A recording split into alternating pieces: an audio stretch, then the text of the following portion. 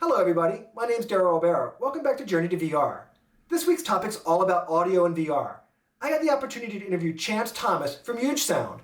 He shares with us his thoughts on why audio and VR go hand in hand to make the most compelling VR experiences. This was a Skype interview, and there's a couple moments where the internet connection gets a little dodgy, so I apologize for the max headroom effect that happens in a few spots in the video. But do take the time to check it out because it's actually really super cool what Chance had to share with us. Hey, Daryl, it's awesome to be here. Excited to talk about audio for VR. Oh, it's good. Good, because you're the man to do it. So tell us a bit about your background. So I grew up playing several different musical instruments, rock band in high school, drums, guitar, keyboards. I did some singing. In college, I did study music. I also studied business, and then I opened up a series of small music production companies. Did a lot of work in the advertising and independent film business. And then in 96, I got hired to work for Sierra Online, and the total trajectory of my life changed. Sierra Online was one of those big adventure game companies in the 90s. And I ended up doing one of the world's first live orchestral scores for a video game, for Quest for Glory. I don't know if you or any of your audience remembers that game, but it was a lot of fun. And so I've worked extensively in video games for, since the late 90s, and then just recently have started to use my experiences from games to help transition into virtual reality. Wow, awesome. So that's a rich history of going from games right into the leading edge here into VR. So that's really a pretty awesome path. So what experiences have you worked on in VR specifically? So the one that I've done that seems to be getting the most recognition from people is The Void.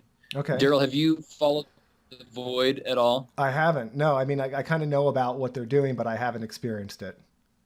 So it's amazing. It's a location-based virtual reality experience where in addition to the visual and the aural, you've got all these tactile elements. You pick things up, you sit down on things, you open doors, you go up on an elevator. You don't really go up on an elevator, but we convey the illusion that you're going up on an elevator.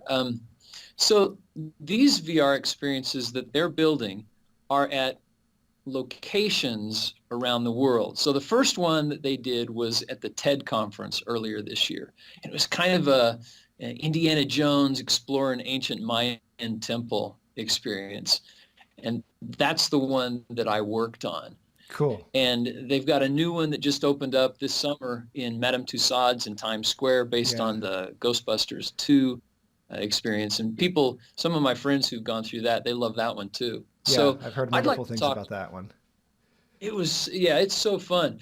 And so I'd like to talk about the Mayan temple experience that I did for the conference. Yeah. So tell us about it. What did you learn? What was the takeaways? Like what was the most prevalent things that jump to your head when you think about that? Okay. So let's talk about the tech that was used, because that's, for any medium, you have to have great content. But for virtual reality to really sound real, in other words, to really deliver a spherical positional audio experience, you have to talk about the tech. So we used a software plugin called 3Dception, and it's by a company called Two Big Ears out of the UK. And then that plugged into Unity. So we used some of Unity's functionality, we used some of the 3Dception functionality, and then we pre-rendered some stuff each of those kind of had their own place in this sonic soup that we were creating. Each had their strengths and weaknesses. So one of the first things that happens is you come into this room and you get outfitted, and then a portal opens and you step through the portal. And what we wanted to do was we wanted to convey the feeling that the sound started in front of you and then wrapped around your head and went past you as you walked by. And that's not as easy as you think, right? Because our ears tell us about shape, about location and distance, mostly based on higher frequencies and where those frequencies emanate from, and how they bounce around our head and, kind of hit our ears in different times and from different places to tell us where a sound's position is. For example, Daryl, so if I'm standing in front of you and I'm talking, the sound is what? It's hitting your nose first, isn't it? Right. Right? Hitting your nose, going around your face, and then hitting the front of your ears. That high frequencies that do that to you are going to sound a certain way, and your brain has learned to interpret that as, oh, Chance is standing in front of me talking. Now, if you turn your back on me, right, and I still talk to you, I'm like, hey, I'm talking to you, right, as you're walking away from me, the sound is now hitting the back of your head, your hair or lack thereof, and coming around and hitting the back of your ears, right, kind of going through this membrane and also wrapping around and coming into your ears. Now, what happens when it does that is the frequencies, especially the higher frequencies, right, they get attenuated differently. There's a different timing pattern from how the sound hits you here than from here, and your brain has learned to interpret that. Oh, now Chance is behind me. So that's all great science. And it seems like it would be easy to do except for one thing. You've got two headphones, right? You've got two headphones with a little tiny speaker pointed right at the middle of your ear. So how do you deliver positional sound? That's where the math comes in. So the best positional sound software that I've heard to date, and it's better than 3Dception, is by a company called Visisonics, and it's called Real 3D. I think that's what it's called. Real Space 3D. I know them as Visisonics, but their product is called Real Space 3D. So these guys started at the University of Maryland, and they started off doing research for the military, trying to help vets who had lost their eyesight be able to navigate by sound only. Wow, fascinating. And so, isn't that cool? So yeah, what started out as something to help our dear veterans, has now found application in entertainment. So they figured out this thing called HRTF, head-related transfer function, right? And what that means is the role that your head plays in the timing and the frequency of sounds that hit our ears. So if you're talking to me, right, and we did the front and back thing, now if I turn my head and you talk to me, the sound is going to hit here first, wrap around, and then hit my other ear. So there's this slight timing discrepancy, right? Okay. And then there's also the filtering effect of the sound going around my nose in the front, my hair in the back. So these guys figured out mathematically how to do all that in software. And so when you listen to an experience done with Visisonics, and the best one I've ever heard is a thing called fixing incus. I swear, you hear somebody talking and they are over here and it's so realistic, you have to turn around and look at them. Wow. Right? So the stuff that we worked with at the Void for the Indiana Jones experience wasn't quite that good. I feel like we had really good X-axis positional audio. We had really good Z-axis positional audio, but the Y-axis stuff wasn't that good. This new technology, Visisonics, which the Void is getting ready to incorporate in their future experiences, is sensational. Wow. Awesome. So you mentioned frequencies play a big part of it. And the software figures out like phase changes as it's wrapping around, and it does. And does it take into account the environment too? Like obviously it's got a model for the head, but then you drop in geometry into it, and it just figures it out. So you're not using traditional audio tools to do this. You're just making sound bites or tracks, and then you're importing then those sound bites or tracks into this environment that allows you to model the space in the human body. Yeah, let's talk about like one way that might work. So this Indiana Jones experience, which is actually called Curse of the Serpent's Eye, that's the official title. So for example, you walk in and you're in a small stone room, okay? So the Visisonic software, the Two Big Ears software, any of these companies that are worth their salt, you can take a single mono sound, right? You can place it on an object in that room, and the software, and you can feed it the room geometry and the room materials. Oh, And wow, then the cool. software will figure out, okay, where is that sound going to bounce around to? What kind of early reflections are going to happen between the sound source, the walls, and your ears? And what do those materials tend to do to certain frequencies? Like rock tends to be very reflective, right? So those sounds are going to bounce off because sound is just energy, right? And rocks, you hit rock, that it takes a lot of energy to break or penetrate a rock. So most of those sounds are just going to bounce off, as opposed to wood, which is more absorptive. It's going to absorb some of those sounds and diffuse them. Cool. Or cloth, which is going to it's going to go and suck right into it. Yeah. We've all been in restaurants that had too many reflective surfaces. Exactly. It's horrible. You know what that sounds like? Yeah, totally, totally. What? So when you're approaching this, is your mindset more as a sound designer, a musician? What are you thinking when you're doing audio for VR? There's a couple of different hats, right? So as a sound designer, you're thinking of how is that sound going to cause the person to feel like they are immersed in that world, and how is the sound going to direct them to the things that we want them to experience in that world. Right. All right. So you're thinking very technically. You're thinking, again, of this spherical space which extends outside the head of the person, and the positional, where we're going to position it, how it's going to reverberate, that kind of thing. Okay. As a composer, you've got a different mindset. As I approach the music, I'm thinking, okay, how do I pull them how do I intoxicate them, right, into being immersed in this experience emotionally, even, spiritually, if you will? How do I cause them to taste the flavor of this experience? And a lot of people will say, music has no role in virtual reality. I totally disagree with that. I mean, maybe if you're doing virtual reality training for how to weld, okay, music doesn't have a place. But when you're doing drama, when you're doing fun, when you're doing entertainment, music conveys a sense of time and place and mood and emotion. And so that's what I'm thinking about when I've got the composer hat on. Okay, very cool.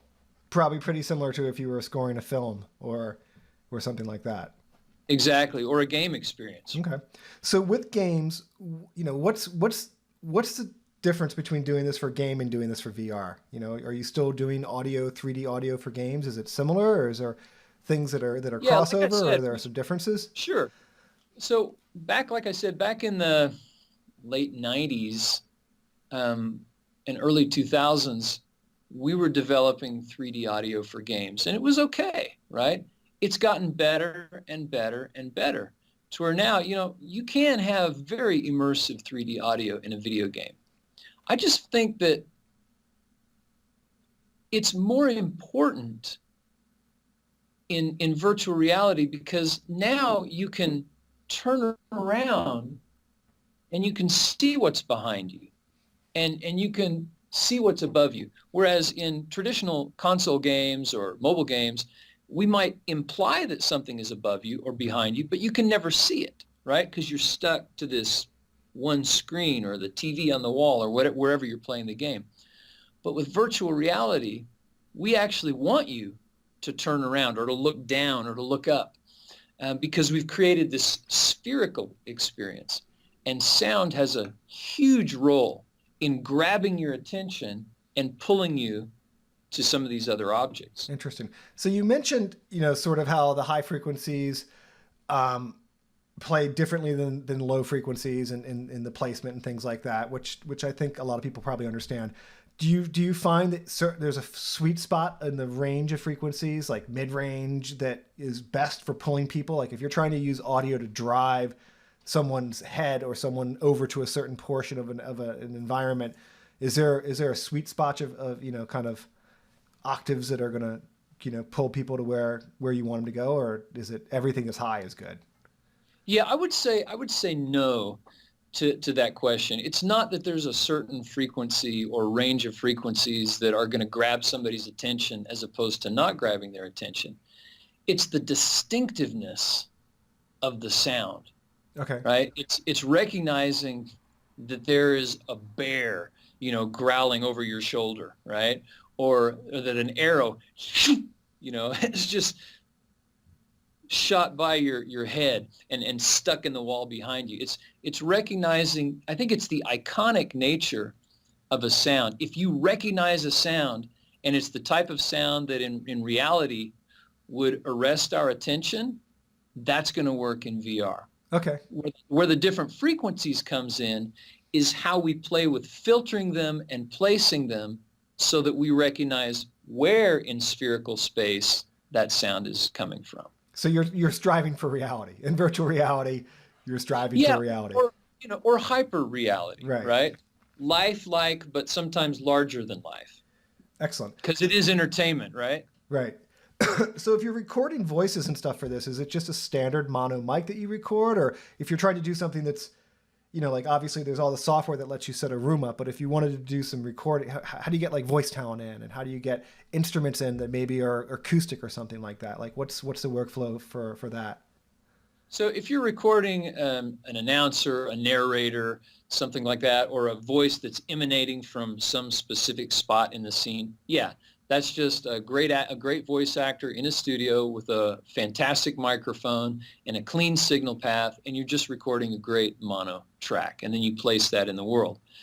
Now, what if, let's say you wanted to immerse somebody in the middle of, a football stadium, or in the middle of, a basketball arena. So that might be fun to just take in an ambisonics microphone and record the actual spherical sound in that space and then play it back. So you got that crowd happening all around you. So it physically captures the acoustics in the room. Exactly. And then you take that recording and all those different signals and you run them through, I like to use the word matrix, but I know matrix is not technically the right word, but it takes all those sound sources and then it reconfigures them so that out of two ears, two headphones, it still positions that stuff in the right space. Very cool. Very cool. So the last question I have for you, and I think we've covered this a bit, but a couple examples of audio done right, and it sounds like you've got some favorites there. I do. I have two favorites, and they're both by Visisonics. These guys have really got it figured out. So I first discovered them at a game conference a few months ago, where I saw this guy. He had on headphones and he was holding up a cube in his hand and moving it around, and his face was like going, oh, wow, cool, making all these different faces. And I thought, what the heck is that? I said, I got to try that out. And so I put on the headphones and they gave me this cube, and the cube has sound emanating from it in your headphones. And they've got it so well done. It's just like playing music, right? You hold it here and it sounds like it's right here by your eye. You hold it out here and it sounds a little bit farther away. You move it around, you put it behind you. Anyway, it's how they were demonstrating their ability to deliver sound in the spherical space. And I'm telling you, Daryl, it was so real. Twice I pulled off my headphones, to see if sound was actually coming out of that little that little cube, and it wasn't. It was all in stereo headphones. So then, and that's just a demo that they did for their product, but the VR experience that really blew me away was called Fixing Incus, Okay. Incus. Look that up. If you ever get a chance to go through it, orally, it is mind-blowing. It's this guy, these soldiers come and they fix him up. He's been beat up, I guess. He's coming in out of the war, and they've got this thing that comes in, zzz, drills into your head, and it sounds like the drill is right here. Oh, that sounds like a ton of fun. Sure. Oh, it's, I mean, the thing is, it's the Dentist chair sound too. That is sounds like a so lot of fun. compelling, right? So that's great. And of course, the stuff that the Void is putting out is exceptionally well done as well. I would encourage anybody and everybody, if you get a chance to ever go through the Void, check it out. It's the most fun I've ever had in entertainment of any kind, games, movies, whatever. Wow. Cool. So I want to leave with one final thought. So I was in Germany for a conference earlier in the year, and I talked to a guy who said, and I don't know, you might know about this, but he said there's some company over there that's creating virtual reality experiences for roller coasters, right? Have you heard Okay. about this? Well, I have a Six Flags that's kind of close to me that has a Superman ride. Uh-huh. It's a full roller coaster, like a crazy, flips and everything, but you wear Yeah. a virtual reality headsets on it. Okay, So I don't know if and so that's what you're talking about.